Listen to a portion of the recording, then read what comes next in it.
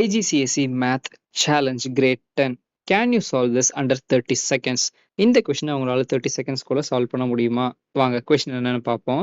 இங்க ஒரு பிளேன் வந்து பறந்துட்டு இருக்கு. 750 கிலோமீட்டர் per hour ஸ்பீட்ல பறந்துட்டு இருக்கு. கொஸ்டின் என்னன்னா கொஸ்டின் பாருங்க. 4 ஹவர்ஸ்ல how far it will fly. ஃபார்னா டிஸ்டன்ஸை குறிக்கிறது. நமக்கு ஒரு ஃபார்னா எடுத்துக்கலாம். ஒரு கான்ஸ்டன்ட் ஃபார்முலா இருக்கு. speed is equal to distance divided by time.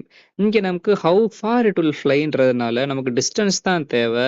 So distance is equal to time வந்து நமக்கு இந்த பக்கம் வந்துரும். So distance is equal to speed into time.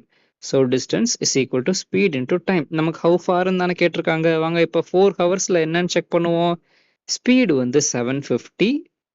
அப்புறம் how far அந்த டிஸ்டன்ஸ் எவ்வளோ டைமுக்கு இந்த இது போகுது 4 ஹவர்ஸ். ஸோ 750 into 4 ரொம்ப சிம்பிள்.